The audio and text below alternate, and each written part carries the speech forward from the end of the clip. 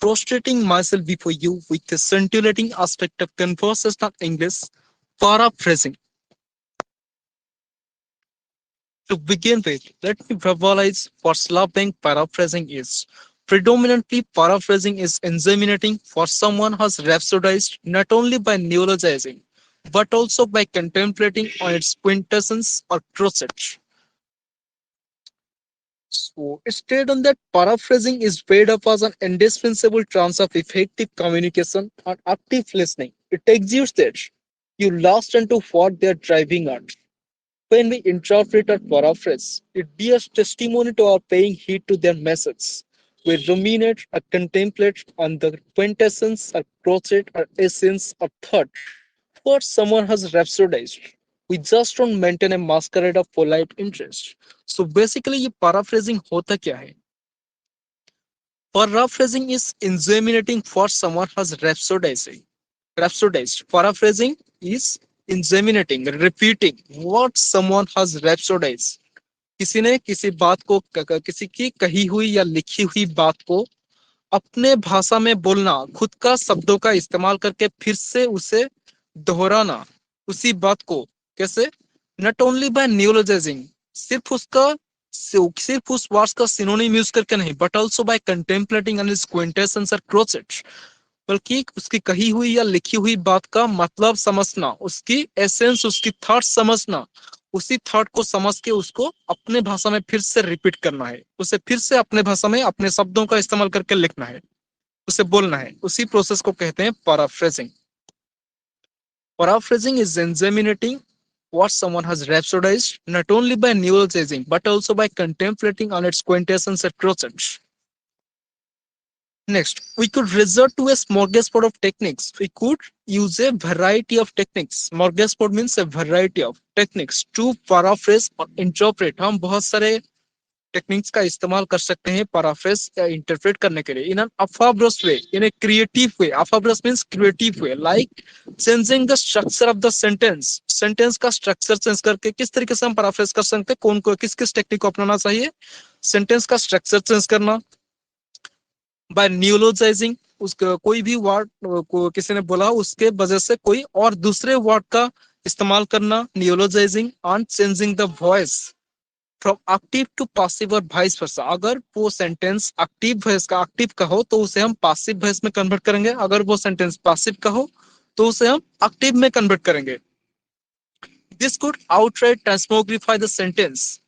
This could outright means completely, transmogrify means to change the sentence. ये sentence को बहुत अच्छे तरीके से चेंज कर सकता है while keeping the quintessence as much, लेकिन सेंटेंस का थॉट वही सेम रहेगा।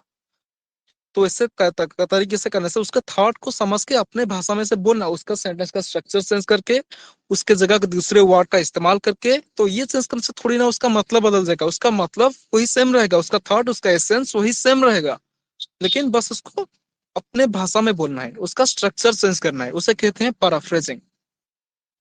While keeping the quintessence as much, उसका थॉट वही सेम रहेगा। Next, a legion of snolligusters who roamed in the take an example, like example लेते हैं। A legion of snolligusters who roamed in the plebiscite by astroturfing have been incarcerated for making a salami slicing attack to the wherewithals of Fortanan to the public funds. A legion of snolligusters, a lot of unprincipled politicians. Snolligaster उन्हें कहते हैं जो बेईमान नेता होते हैं, unprincipled politicians.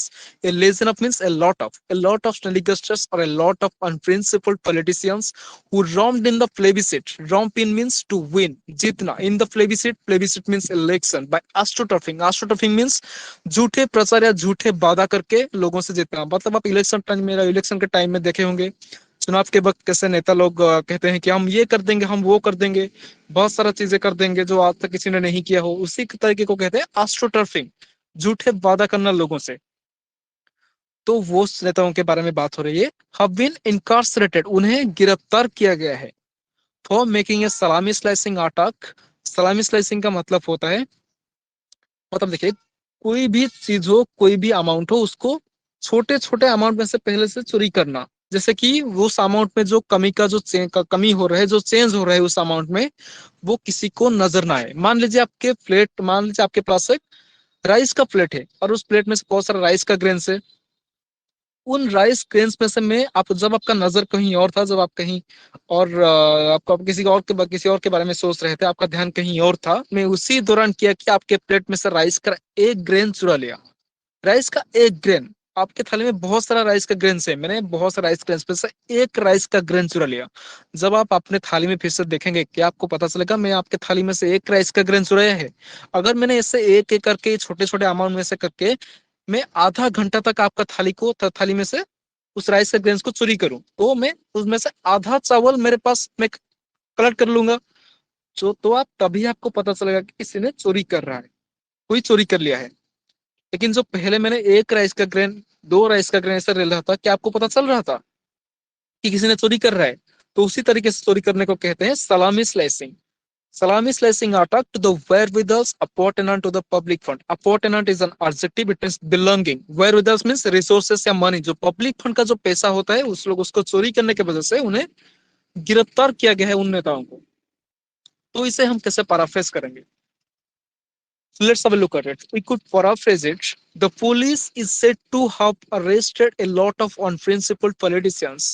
देखिए ऊपर सेंटेंस में तो पुलिस नहीं था ना, लेकिन देखिए उसका मतलब क्या है। A legion of Stoligastus, बहुत सारे अनप्रिंसिपल्ड politicians who romped in the plebiscite by astroturfing, जो झूठे वादा करके जीते थे, have been incarcerated, उन्हें गिरफ्तार किया गया है। गिरफ्तार कौन करता है? पुलिस तो करता है ना। तो इसलिए हम इसे लिखते हैं, इसलिए मैंने लिखा है police. The police is said to have arrested a legion of unprincipled politicians. कहा जाता है कि पुलिस ने बहुत सारे अनप्रिंसिपल पॉलिटिशियंस को, धोखेबाज नेताओं को गिरफ्तार किया है, अरेस्ट किया है। Who own the election by making promises to the public which were truth or humbuggery। जो ऐसे प्रॉमिस करके जीते थे, जो प्रॉमिस झूठा था, ऐसे नेताओं को पुलिस ने गिरफ्तार किया है। Additional means earn, they will be for the high jump. Be for the high jump means punishment, they will be punished। notwithstanding means because they have been misappropriating and siphoning of the resources of public। वो public के पैसे को गलत तरीके से इस्तेमाल कर रहे थे और उसे चोरी कर रहे थे। दे हैव बीन चोरी करते आ रहे थे। They have been misappropriating and siphoning off the resources of the public for donkey's years. Donkey's years means बहुत दिनों से। On top of that, and the officialdom, the authority hasn't been perspicacious with it। authority इसके बारे में वाकिफ नहीं था। Ever since they started doing so, जब से वो ऐसे करना शुरू किए हैं तब से अथॉरिटी, क्योंकि वो छोटे छोटे अमाउंट में चोरी कर रहे थे ना। सलामी स्लाइसिंग अटैक था। सलामी स्लाइसिंग का मतलब मैंने समझाया आपको कि थोड़े थोड़े अमाउंट करके चुराना, ताकि वो अमाउंट में जो चेंज हो रहा है वो किसी को नजर ना आए। तो वो इस तरीके से चुरा रहे थे, तो इसलिए अथॉरिटी उसके बारे में वाकिफ नहीं था। Authority wasn't aware of it, he was not perspicacious with it। जब से उन्होंने ऐसा करना शुरू किया था। सिंगर्स, क्योंकि the economic setback was infinitesimal then, क्योंकि तब जो लॉस हो रहा था, जो अमाउंट में जो कमी हो रहा था, वो बहुत छोटा था, बहुत स्मॉल था। Was infinitesimal, infinitesimal means small. तो मतलब समझ में आ गया। तो ऊपर जो सेंटेंस लिखा है उसको कैसे अपने भाषा में अपने खुद का वर्ड इस्तेमाल करके लिखना। बेसिकली ये सेंटेंस मैंने अपने आप डिजाइन किया है। ये जो एडवांस तरीके का सेंटेंस होता है, ये आपको कहीं मिलता नहीं है। जैसे मतलब बम्बास्टिक वर्ड्स का इस्तेमाल करके, एक्स्ट्राऑर्डिनरी वर्ड्स का इस्तेमाल करके लिखना, ये आप कहीं ये कहीं नहीं मिलेगा। ये मैंने अपने आप डिजाइन करता हूँ। इसलिए मेरा चैनल का नाम मैंने रखा है देवी प्रसाद एक्स्ट्राऑर्डिनरी इंग्लिश। तो let's take another example, how to paraphrase. Let's have a look at it. Don't feel swellenness attributable to the ultra crepidarians pasquinate, notwithstanding, carrying of the palm countenance on our being dyschronic and having cheswat to trail a blaze by heterizing, additionally by brazening out the autoscedastic comments। इसका मतलब क्या है? Don't feel swellenness। Swellenness means to get nervous, nervous होना या hesitate होना। Don't feel swellenness attributable to means because of the ultra crepidarians। ultra crepidarians किन्हें कहते हैं, किन लोगों को कहते हैं? जो कुछ ऐसे लोग होते हैं जो हर वक्त कुछ ना कुछ बात करते रहते हैं, जिनके बारे में जो उन्होंने कभी ट्राई ही नहीं किया। मतलब कुछ ऐसे इस टॉपिक के बारे में बात करेंगे जिनके बारे में उनका नॉलेज ही ना हो, बस इससे बकबक करना उनका आदत है। उन्हें कहते हैं अल्ट्रा क्रेपिडेरियन। जिस चीज के बारे में नॉलेज नहीं है उसके बारे में ओपिनियन देना, जो ऐसे लोग होते हैं उन्हें कहते हैं ultra क्रेपिडेरियन। Attributable to the ultra crepidarians pasquinate। Pasquinate means criticism, insert। तो हमें उन लोगों के इंसल्ट के वजह से दुखी नहीं होना चाहिए, हमें घबराना नहीं चाहिए। First unit not standing because carrying up the palm, success होना, getting success, to succeed, carrying up the palm counts on our being destiny, depends on our being destiny, हमारा डिटरमाइंड होने पर सक्सेस होना हमारे खुद के दृढ़ संकल्प के ऊपर डिपेंड करता है। Carrying up the palm counts on our being destiny, दृढ़ संकल्प होना, तब डिटरमाइंड होना उसके ऊपर डिपेंड करता है सक्सेस होना। एंड हैविंग चस्पा और कॉन्फिडेंस होना, to trail a blaze means छाप छोड़ना, एक रिकॉर्ड बनाना कुछ अलग करके, बाय हेटराइज means to do something different, हेटराइजिंग। Additional means earn by brazening out the autoschediastic comments से कहते हैं जो कमेंट आपको हॉट करता हो। Off hand remarks, bad comments जो आपको हॉट करता है उसे नजरअंदाज करना। ब्रेजन आउट मीन्स उसे नजरअंदाज करना, इग्नोर करना, नेग्लेक्ट करना से कहते हैं brazen out. Brazen out is a phrasal verb. तो सक्सेस होने के लिए हमें दूसरों के, तो इस पूरा सेंटेंस का मतलब क्या हुआ, पैराग्राफ का मतलब, तो हमें सक्सेस होने के लिए दूसरों के बातों पे ध्यान ध्यान नहीं देना चाहिए, हमें खुद के कॉन्फिडेंस पर यकीन रखना चाहिए, कुछ अलग करके जब हम जीत हासिल करना चाहते हैं। तो बेसिकली सेंटेंस का मतलब ये है। तो हम इसे कैसे अलग तरीके से बोलेंगे, इसे कैसे हम पैराफ्रेज करेंगे, इंटरप्रेट करेंगे, अपने भाषा अपने शब्दों का इस्तेमाल करके कैसे लिखेंगे। Let's have a look at it. As a matter of fact there are some आस्केजेस। आस्केजेस किसे बोला गया है, जो अल्ट्रा ग्रेविटेरियंस होते हैं उन्हें मैंने आस्केज बोला, आस्केजे कहता हूं। आस्केजे मींस इडियट्स, आस्केजे, cases who pontificate on something beyond their knowledge. There are some idiots who pontificate. Pontificate means मत रखना, opinion देना। इसका verb है pontificate. Who pontificate on something beyond their knowledge, जो उनके knowledge से बाहर हो, जो उसके बारे में opinion देते हैं। तो कुछ ऐसे लोग होते हैं जो उसके बारे में ओपिनियन देते हैं जिस चीज के बारे में उन्हें कोई एक्सपीरियंस ही ना हो, उन्हें कोई अनुभव ही ना हो, उन्हें कोई नॉलेज ना हो। On top of that, on top of that means and, आप सिंपल इंग्लिश में आंट बोलते हो, मैंने एडवांस इंग्लिश में लिखा है on top of that.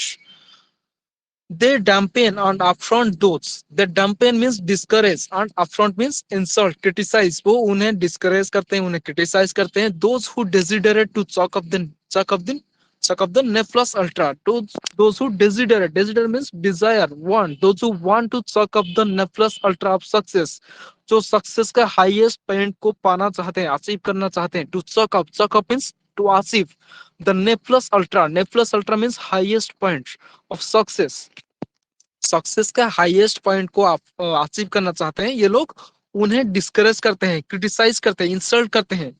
Bye result those who desiderate to chuck off the Nephlus ultra of success by resorting to lygrothism and prophylactism. तो लिग्रोथिज्म एंड प्रोफिलेंटिज्म का मतलब क्या है?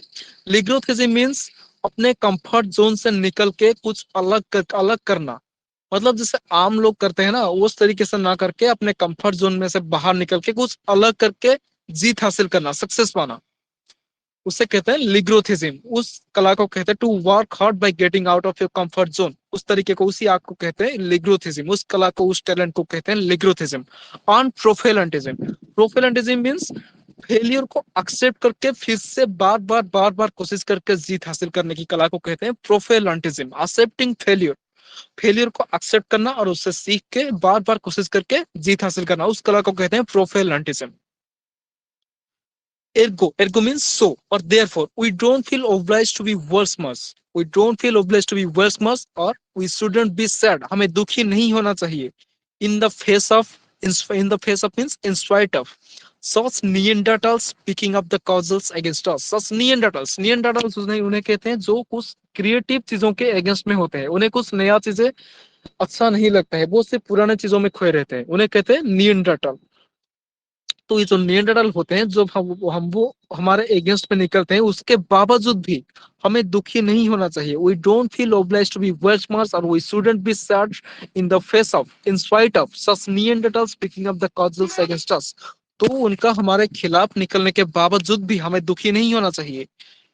In that means because, in that, in order to cut the mustard, क्योंकि cut the mustard means desired result को हासिल करना, जो आप बनना चाहते हो, जो आपका गोल है, जो आपका एम है, उसे हासिल करना अगर चाहते हो, टू कट द मस्टर्ड, और टू एक्सेंचुएट ऑन आवर एल्मेस्टाइज, हमारे दृष्टि, हमारे एम, हमारे गोल पे फोकस करने के लिए we are not suppose to take cognizance of others बोलेट्स, हमें दूसरों के क्रिटिसिज्म पर ध्यान नहीं देना चाहिए। तो इसका मतलब ये भी हो गया, दोनों का सेम सेम मीनिंग है, बस उसके स्ट्रक्चर और दूसरे वर्ड्स का इस्तेमाल किया गया है यहाँ पे पैराफ्रेज करते वक्त।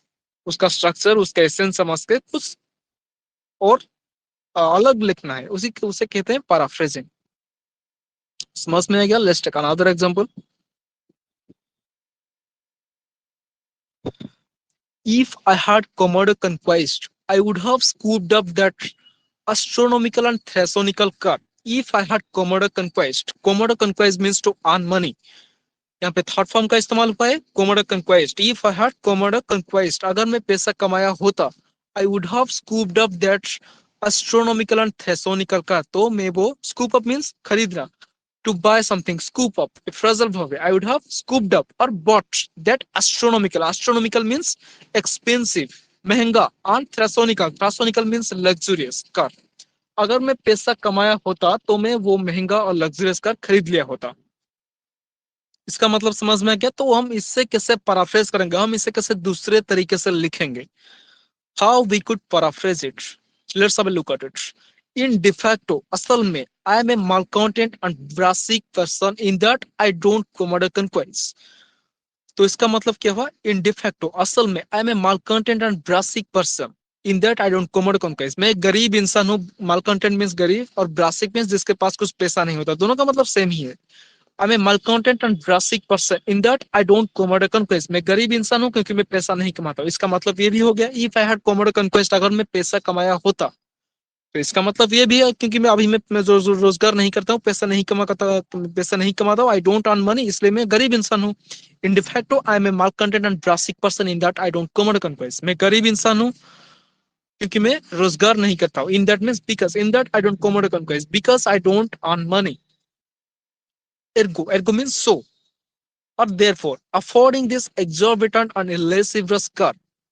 Affording this exorbitant means expensive, ऊपर वो एक वर्ड लिखा था एस्ट्रोनॉमिकल, उस सेंटेंस पे लिखा गया था एस्ट्रोनॉमिकल मींस आल्सो एक्सपेंसिव।